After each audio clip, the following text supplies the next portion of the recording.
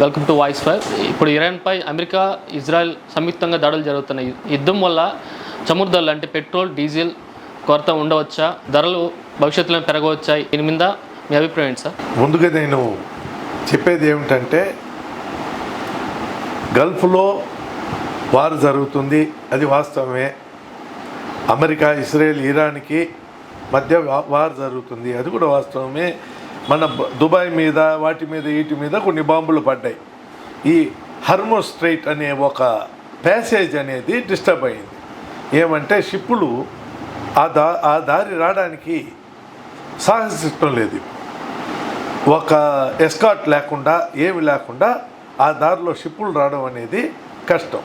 Almost మనకు middle east నుంచి ఆ దారే మనకు సప్లై రావాలి.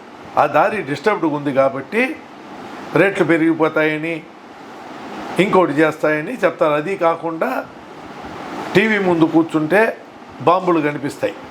24 గంటల సేపు వాటిని చూసి ఈ డాలర్ రేటు, ఈ క్రూడ్ ఆయిల్ డాలర్ రేటు పెరిగిందని చూసి జనరల్గా అందరూ కంగారు పడిపోతుంటారు. కానీ మీరు నా మాట తీసుకోండి, మన ప్రభుత్వం కానీ మన ఆయిల్ కంపెనీలు కానీ చాలా సమర్థవంతంగా వీటిల్ని ఎదుర్కొనే శక్తి గలవాడు. అది చాలామందికి తెలియదు. మనము 1990లో సదాం హుసైన్ వార్ జరిగినప్పుడు మన పరిస్థితి వేరే. కానీ ఈరోజు దగ్గర 70 నుంచి 75 రోజులు నిలువలు పెట్టుకునే సామర్థ్యం కలిగిన దేశం భారతదేశం.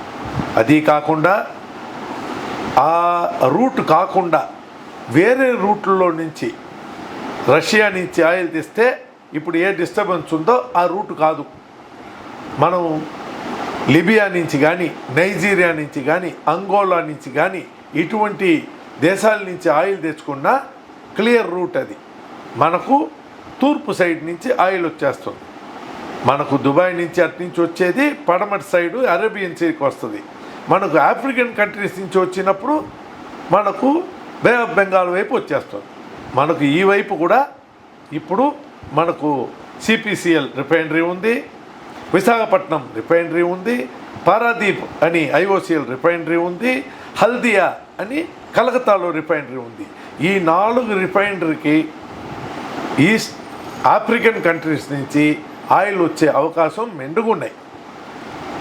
ఇంకొకటి, ఈ వైపు రష్యా నుంచి కూడా మనకు ఆయిల్ రావడానికి ఏమాత్రం అడ్డంకి లేదు. కాబట్టి ప్రపంచానికి ఎటువంటి సమస్యలు వచ్చినా మన దేశ నాయకత్వం సమర్థవంతమైన నాయకత్వంలో ఉన్నాం మనం. కాబట్టి మన ప్రజల్ని, వాళ్ళ సంక్షేమాల్ని, వాళ్ళ మంచి చెడ్డని కాపాడుకునే సత్తా కలిగిన నాయకులు ఉన్నారు, అధికారులు ఉన్నారు.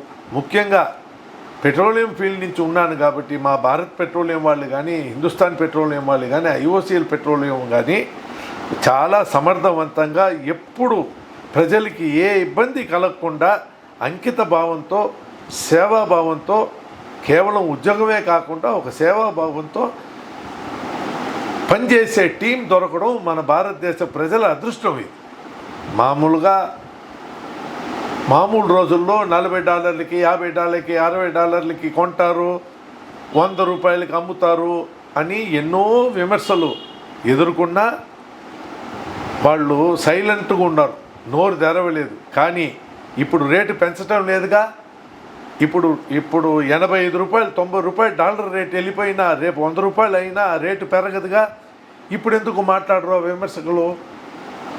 కాబట్టి ప్రజలు అర్థం చేసుకోవాలి, ఇది భారతదేశము, ఇది చాలా పెద్ద దేశము. మనకు ఆయిల్ రిక్వైర్మెంట్ కూడా ఎక్కువ.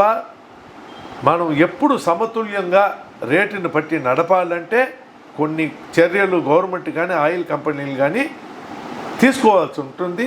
దాన్ని ఎప్పుడు ప్రజలు పెద్ద మనసుతో అర్థం చేసుకోవాలి. రెండోది, ఎవరు కూడా పెట్రోల్ బంకులకు పోయి ఆయిల్ నింపుకోవడం, ఫుల్ చేసుకోవడం, రేపు లేదు అనుకోవడం అని